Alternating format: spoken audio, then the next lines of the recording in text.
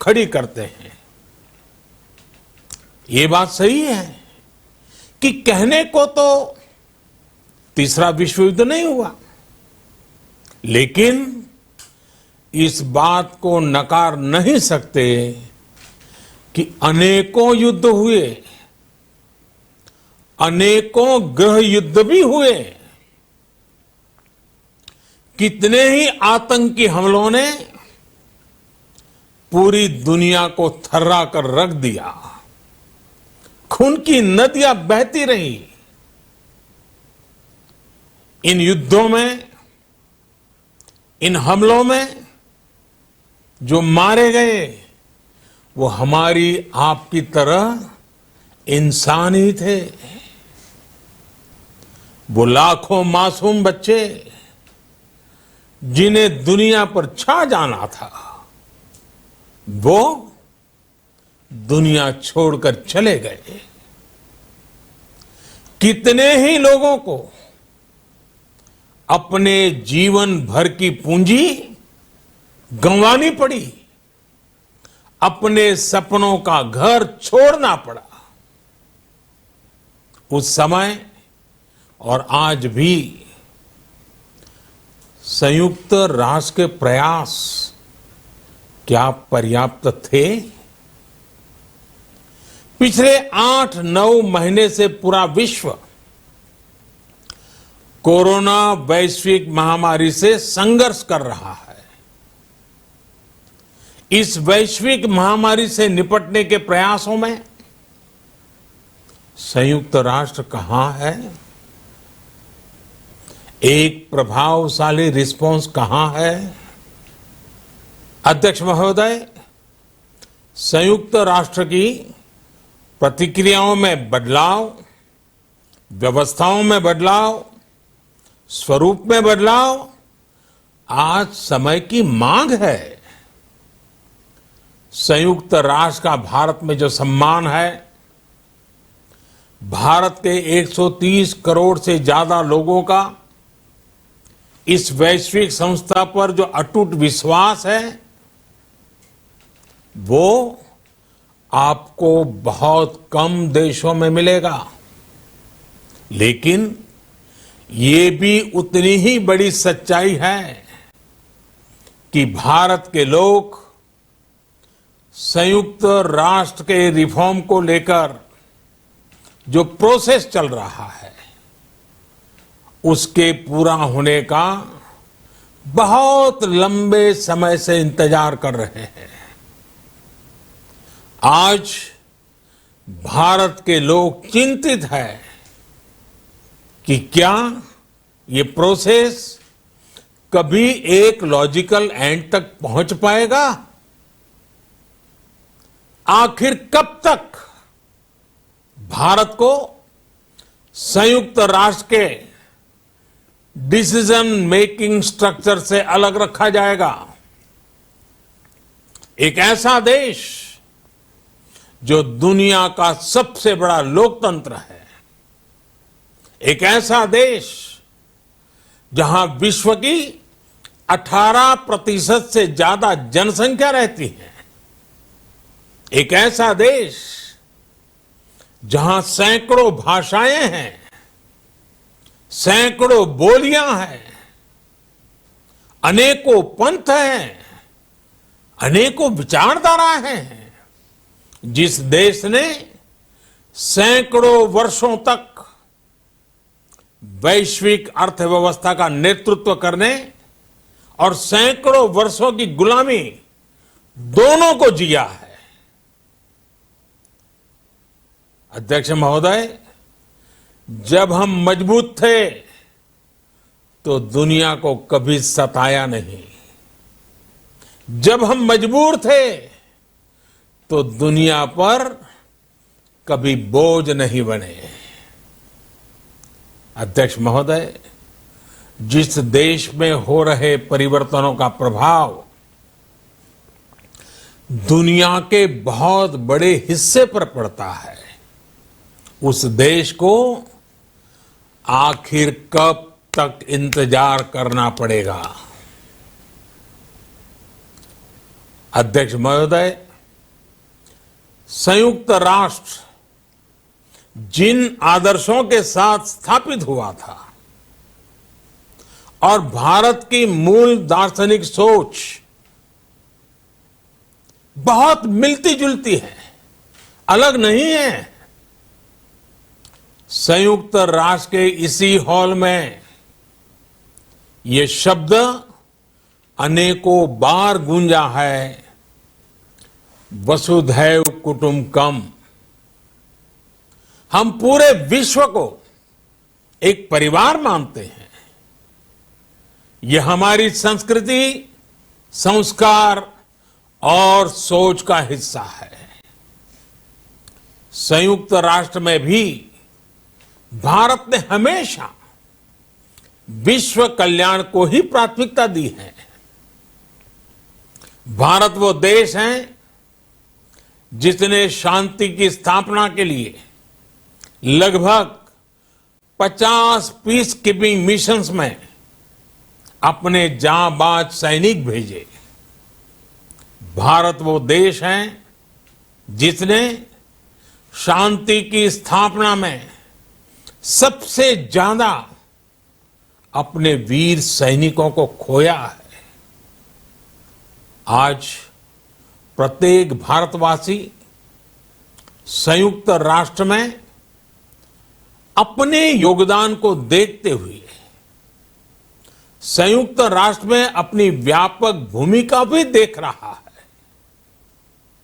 अध्यक्ष महोदय, 2 अक्टूबर को international day of non violence और 21 जून को इंटरनेशनल डे ऑफ योगा, इनकी पहल भारत ने ही की थी। Coalition for disaster resilience infrastructure और इंटरनेशनल सोलर अलायंस, ये भारत के ही प्रयास है। भारत ने हमेशा पूरी मानव जाति के हित के बारे में सोचा है, न कि अपने निहित स्वार्थों के बारे में। भारत की नीतियां हमेशा से इसी दर्शन से प्रेरित रही है। भारत की नेबरहुड फर्स्ट पॉलिसी से लेकर एक्ट ईस्ट पॉलिसी तक, security and growth for all in the region, इसकी सोच, या फिर इंडो पैसिफिक क्षेत्र के प्रति हमारे विचार, सभी में इस दर्शन की झलक दिखाई देती है। भारत की पार्टनरशिप का मार्गदर्शन भी यही सिद्धांत तय करता है। भारत जब किसी से दोस्ती का हाथ बढ़ाता है तो वो किसी तीसरे के खिलाफ नहीं होती। भारत जब विकास की साझेदारी मजबूत करता है तो उसके पीछे किसी साथी देश को मजबूर करने की सोच नहीं होती। हम अपनी विकास यात्रा से मिले अनुभव साझा करने में कभी पीछे नहीं रहते। अध्यक्ष महोदय, पैंडेमिक के इस मुश्किल समय में भी भारत की फार्मा इंडस्ट्री ने 150 से अधिक देशों को जरूरी दवाइयां भेजी हैं। विश्व के सबसे बड़े वैक्सीन उत्पादक देश के तौर पर आज मैं वैश्विक समुदाय को एक और आश्वासन देना चाहता हूं। भारत की वैक्सीन प्रोडक्शन और वैक्सीन डिलीवरी क्षमता पूरी मानवता को इस संकट से बाहर निकालने के लिए काम आएगी।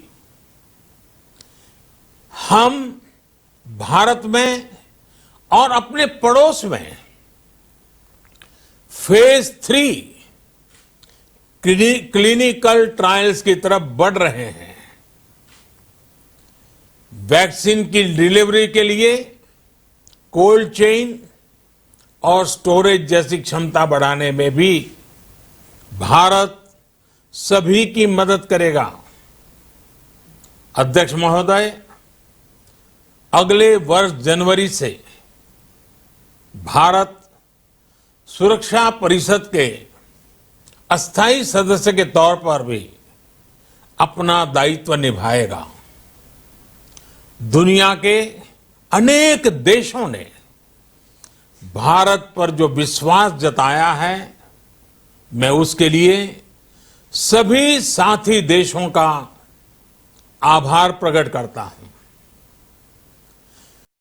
विश्व के सबसे बड़े लोकतंत्र होने की प्रतिष्ठा और इसके अनुभव को हम विश्व हित के लिए उपयोग करेंगे। हमारा मार्ग जन कल्याण से जग कल्याण का है। भारत की आवाज हमेशा शांति, सुरक्षा और समृद्धि के लिए उठेगी। भारत की आवाज मानवता, मानव जाति और मानवीय मूल्यों के दुश्मन आतंकवाद, अवैध हथियारों की तस्करी, ड्रग्स, मनी लॉन्ड्रिंग के खिलाफ उठेगी। भारत की सांस्कृतिक धरोहर, संस्कार, हजारों वर्षों के अनुभव हमेशा विकासशील देशों को ताकत देंगे। भारत के अनुभव, भारत की उतार चढ़ाव से भरी विकास यात्रा विश्व कल्याण के मार्ग को मजबूत करेगी। अध्यक्ष महोदय, बीते कुछ वर्षों में रिफॉर्म, परफॉर्म, ट्रांसफॉर्म इस मंत्र के साथ भारत ने करोड़ों भारतीयों के जीवन में बड़े बदलाव लाने का काम किया है। यह अनुभव विश्व के बहुत से देशों के लिए उतने ही उपयोगी हैं जितने हमारे लिए। सिर्फ 4-5 साल में 400 मिलियन से ज्यादा लोगों को बैंकिंग सिस्टम से जोड़ना आसान नहीं था, लेकिन भारत ने ये करके दिखाया। सिर्फ 4-5 साल में 600 मिलियन लोगों को ओपन डेफिकेशन से मुक्त करना आसान नहीं था, लेकिन भारत ने ये करके दिखाया। सिर्फ 2-3 साल में 500 मिलियन से ज्यादा लोगों को मुफ्त इलाज की सुविधा से जोड़ना आसान नहीं था, लेकिन भारत ने ये करके दिखाया। आज भारत डिजिटल ट्रांजैक्शन के मामले में दुनिया के अग्रणी देशों में है। आज भारत अपने करोड़ों नागरिकों को डिजिटल एक्सेस देकर एम्पावरमेंट और ट्रांसपेरेंसी सुनिश्चित कर रहा है। आज भारत वर्ष 2025 तक अपने प्रत्येक नागरिक को टीबी से मुक्त करने के लिए बहुत बड़ा अभियान चला रहा है। आज भारत अपने गांवों के 150 मिलियन घरों में पाइप से पीने का पानी पहुंचाने का अभियान चला रहा है। कुछ दिन पहले ही भारत ने अपने 6 लाख गांवों को ब्रॉडबैंड ऑप्टिकल फाइबर से कनेक्ट करने की बहुत बड़ी योजना की शुरुआत की है। अध्यक्ष महोदय, पैंडेमिक के बाद बनी परिस्थितियों के बाद हम आत्मनिर्भर भारत के विजन को लेकर आगे बढ़ रहे हैं। आत्मनिर्भर भारत अभियान ग्लोबल इकोनॉमी के लिए भी एक फोर्स मल्टीप्लायर होगा। भारत में आज ये सुनिश्चित किया जा रहा है कि सभी योजनाओं का लाभ बिना किसी भेदभाव प्रत्येक नागरिक तक पहुंचे। विमेन एंटरप्राइज और लीडरशिप को प्रमोट करने के लिए भारत में बड़े स्तर पर प्रयास चल रहे हैं। आज दुनिया की सबसे बड़ी माइक्रो फाइनेंसिंग स्कीम्स का सबसे ज्यादा लाभ भारत की महिलाएं ही उठा रही हैं। भारत दुनिया के उन देशों में से एक है जहां महिलाओं को 26 वीक्स की पेड मैटरनिटी लीव दी जा रही है। भारत में ट्रांसजेंडर्स के अधिकारों को सुरक्षा देने के लिए भी कानूनी सुधार दिए गए हैं। अध्यक्ष महोदय, भारत विश्व से सीखते हुए, विश्व को अपने अनुभव बांटते हुए आगे बढ़ना चाहता है। मुझे विश्वास है कि अपने 75वें वर्ष में संयुक्त राष्ट्र और सदस्य सभी देश इस महान संस्था की प्रासंगिकता बनाए रखने के लिए और प्रतिबद्ध होकर काम करेंगे। संयुक्त राष्ट्र में संतुलन और संयुक्त राष्ट्र का सशक्तिकरण विश्व कल्याण के लिए उतना ही अनिवार्य है। आइए संयुक्त राष्ट्र के 75वें वर्ष पर हम सब मिलकर अपने आप को विश्व कल्याण के लिए एक बार फिर समर्पित करने का प्रण लें। धन्यवाद। तो मार्क, ये लगभग 22 मिनट का प्रधानमंत्री का संबोधन, जिसमें संयुक्त राष्ट्र पर से कुछ सवाल भी, संयुक्त राष्ट्र से उम्मीदें भी, और संयुक्त राष्ट्र को यह भी कि भारत की क्या भूमिका रही है, आगे भारत क्या भूमिका निभाने वाला है, इसका पूरा बिल्कुल एक तरह से कहें तो उनके संबोधन में सब कुछ का जिक्र था और बड़ा ही एक कॉम्पैक्ट सा, जिसे कहते हैं compact address. There was a clear message in fact that reforms are necessary right now.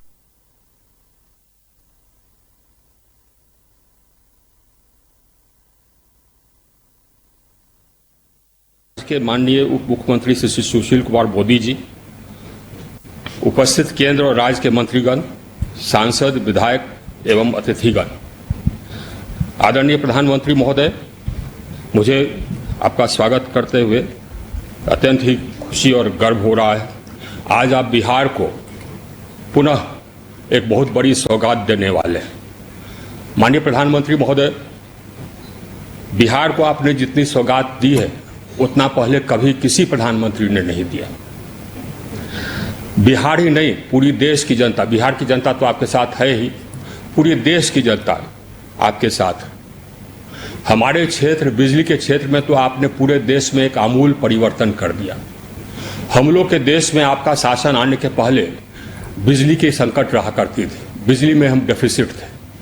आज जितनी हमारी आवश्यकता है उससे दुगुना बिजली उत्पादन करने की क्षमता हम रखते हैं। 3,72,000 कैपेसिटी आपने खड़ी कर दी है, जिसमें से कि करीब 1,40,000 मेगावाट आपके पिछले 5 साल के कार्यकाल में जुड़ा है। बिहार में भी प्रधानमंत्री महोदय 70,000 करोड़ का निवेश हुआ है बिजली उत्पादन क्षमता में, जिसमें से कि करीब 34,000 करोड़ पिछले 5 वर्षों में हुआ है।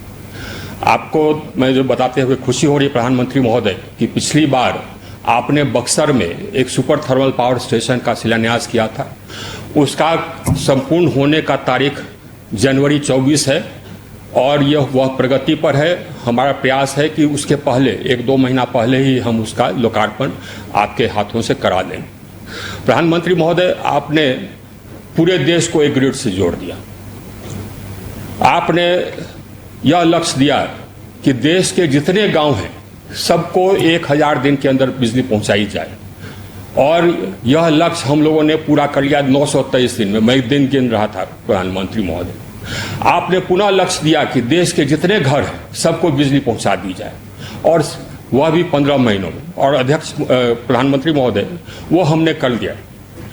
प्रधानमंत्री महोदय, इंटरनेशनल एनर्जी एजेंसी ने इसको दुनिया का सबसे बड़ा एक्सपेंशन ऑफ कैपेसिटी सबसे कम दिनों में माना, और इसी के साथ साथ आपने पूरे देश में विद्युत व्यवस्था सुदृढ़ करने के लिए करीब 2,08,000 करोड़ की योजना स्वीकृत की, जिसमें से कि बिहार के लिए हम लोगों ने 23,800 करोड़ की योजना स्वीकृत की।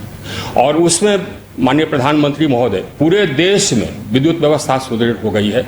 अब शायद ही कहीं पावर कट होता है। अमूमन हर एक शहर में 24 घंटे बिजली रहती है, और गांव में भी अमूमन 20 से 22 घंटा बिजली रहती है, और बिहार में भी यही स्थिति है। माननीय प्रधानमंत्री महोदय, आपके इस सौगात के कारण बिहार में करीब 620 नए सब स्टेशन हम लोगों ने स्वीकृत किया, जो बन गए, 80% बन गए। करीब 589 विद्युत सब स्टेशन का हम लोगों ने एक्सपेंशन किया। करीब 2,08,060 किलोमीटर हम लोगों ने स्टील और एलटी लाइन बिछाया। माननीय प्रधानमंत्री महोदय, तो पूरे व्यवस्था को आपने सुदृढ़ कर दिया। और प्रधानमंत्री महोदय, देश की जनता आपके साथ इस कारण से है क्योंकि, और गरीब लोग विशेष तौर पर, क्योंकि आपको गरीबों की चिंता है। बिजली का कनेक्शन समृद्ध लोगों तो पहले से था, जबकि आपने कहा कि सभी घर बिजली जाए, तो उससे लाभ हुआ गरीबों को, क्योंकि उनको बिजली का कनेक्शन कभी मिलने वाला वैसे नहीं था। जबकि आपने कहा कि गैस का कनेक्शन सबको दिया जाए, तो समृद्ध व्यक्तियों के पास तो पहले से गैस का कनेक्शन था। गरीब लोग कभी सोच नहीं सकते थे गैस का कनेक्शन मिलेगा, उसको आपने गैस का कनेक्शन दिया, और हर घर को कनेक्शन। माननीय प्रधानमंत्री महोदय, इस कोरोना के कार्यकाल में आपने हर घर में गैस का चूल्हा पहुंचवाया, हर घर। करीब 2 करोड़, सिर्फ बिहार में करीब 2 करोड़ जनधन के लाभार्थियों को आपने खाते में पैसा दिया, महिला लाभार्थियों को।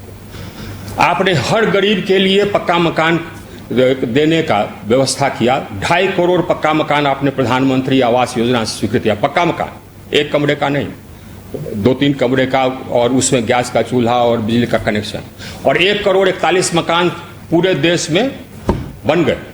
इसीलिए माननीय प्रधानमंत्री महोदय, बिहार की और देश के जितने गरीब लोग हैं और आपके साथ, और बिहार का तो हम लोग जो सपना देखते थे माननीय प्रधानमंत्री महोदय, मैं वहीं का हूं, वहीं पर मैंने काम किया।